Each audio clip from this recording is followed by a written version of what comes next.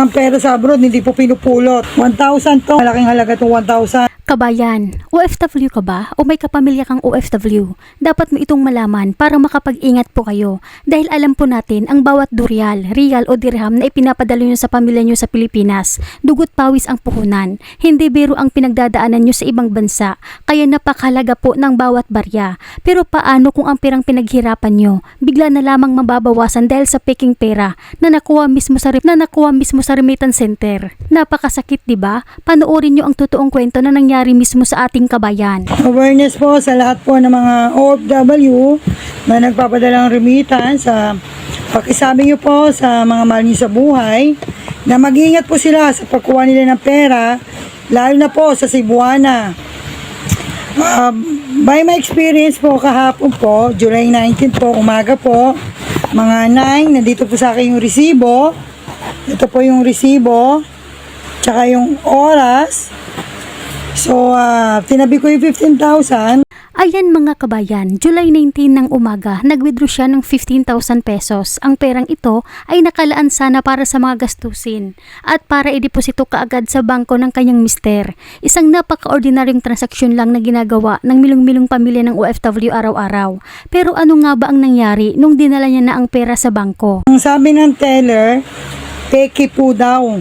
So, may binigay ang Cebuana sa akin na isang tauhan nila doon na peke yung 1,000. Ito po, binigay sa akin ng Cebuana, peke daw po to, sabi ng teller ng PS Bank. 15,000. Iuhulog ko po sana sa account. Hindi po natuloy. Napakasikit mga kabayan dahil mismong galing pa sa remittance center ang pera. Isipin nyo, galing mismo sa remittance center tapos peking 1,000 ang ibibigay sa'yo. Kaya kahit sino naman siguradong babalikan talaga ang remittance center, di ba? Pero ito ang naging tugon at dahilan ng teller doon. Ngayon napunta po ako ng Cebuana. Sabi sa akin, hindi nila makontak yung babae na nagabot sa akin ng pera. Bago naman niya ibigay sa akin to, binilang niya Alam niya to. Sabi ko doon sa nagtatrabaho doon sa loob ng Cebuana, inside job to.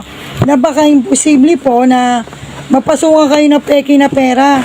Tsaka umaga ako kumuha ng pera, kabubukas lang nila nun. So, tapos may policy daw sila na pag lumabas na raw, hindi na raw nila sagutin. Bakit sagutin sa kanila lang nakapag-transaksyon? Sabi ko sa kanila, ba't hindi sinasagot ng babae yung call nyo? Anong ibig sabihin nun?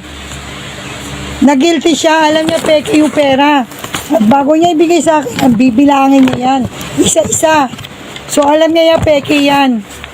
Nagkataon lang na hindi ko tinapon yung resibo.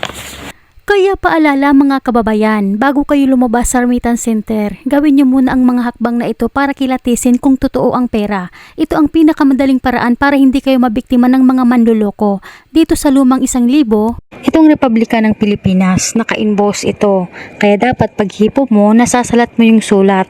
Mararamdaman niya ng kamay mo.